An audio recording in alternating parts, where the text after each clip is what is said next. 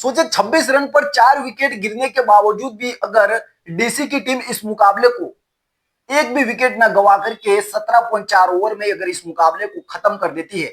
और उनके दो बल्लेबाजों ने पूरा मुकाबला एक तरफा कर दिया, तो इसे आप क्या डीसी की जीत कहोगे? बिल्कुल भी ये डीसी की जीत नहीं है, ये तोहफे में दी गई एलएसजी के द्वारा वो जीत है जो शायद इस मुकाबले को पूरी तरह से एलएसजी की टीम 5 ओवर में ही अपने नाम कर चुकी थी। एलएसजी ने वो 3 गलतियां की जिसकी वजह से इस मुकाबले में उनको पहले हार, उसके बाद फिर जीत लगी और जीत के बाद वो अंत में जाकर के पूरा मुकाबला थाली में परोस करके उन्होंने डीसी के नाम कर दिया। तो कौन सी वो 3 गलतियां हैं और किस तरह से डीसी ने इस मुकाबले में हार करके भी जीत अपने नाम कर दी और एलएसजी जीत करके भी इस मुकाबले को हार गई। सबसे बड़ी जो गलती थी ना, वो थी इनकी बॉलिंग की। बॉलिंग में जहां पर 26 रन पर 4 विकेट 4.2 ओवर में गिर गए और साथ में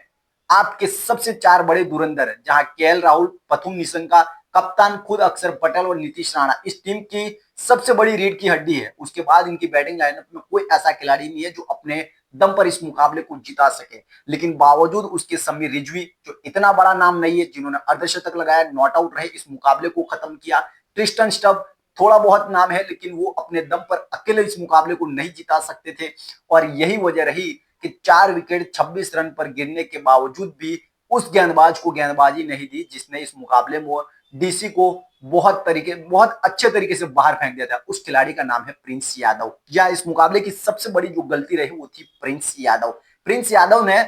2 विकेट लिए, 3 ओवर की गेंदबाजी और 20 रन और वो स्टार्टिंग के 4 विकेट गिरे, उसमें से अक्षर पटेल और पथुम निशंका इन दो बल्लेबाजों को इस खिलाड़ी ने आउट कर दिया। उसके बावजूद भी 17.4 ओवर तक डीसी की बैटिंग चलती रही लेकिन सिर्फ ये खिलाड़ी 3 ओवर ही डाल पाया और यही वजह रही इस मुकाबले की कि अगर 26 रन पर 4 विकेट गिरे उसके बाद पांचवा छठा ओवर भी अगर एक और ओवर इनको मिल जाता,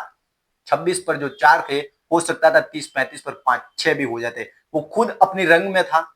लय में था ये गेंदबाज और यहाँ पर अगर एक विकेट इन दो में से और गिर जाता, ये मुकाबला खत्म था और डीसी की टीम आप यकीन मानिए 100 रन के अंदर ऑल आउट हो जाती और बहुत बड़े अंतर से इतना लो स्कोर बनाने के बावजूद भी एलएसजी की टीम इस मुकाबले को अपने नाम कर जाती। लेकिन ऐसा कुछ भी नहीं हुआ क्योंकि ऋषभ पंत ने वो फैसला लिया जिसकी वजह से इस मुकाबले में एक तरफा जीत आज डीसी की टीम ने इतने बड़ी 4 विकेट गंवाने के बावजूद भी अपने नाम कर दी। सबसे बड़ी गलती जान लीजिए, वो तो गलती इस खिलाड़ी ने जो ऋषभ पंत ने की है, वो शायद उनको खुद को भी पछतावा हो रहा है कि क्यों उन्होंने ये गलती की और ये गलती थी उनकी ओपनिंग में आने की। ओपनिंग में आकर के उन्होंने जो गलती की उसकी वजह से डीसी की टीम सिर्फ 141 रन बना पाई, ये कहेंगे तो बिल्कुल भी गलत नहीं होगा क्योंकि डीसी के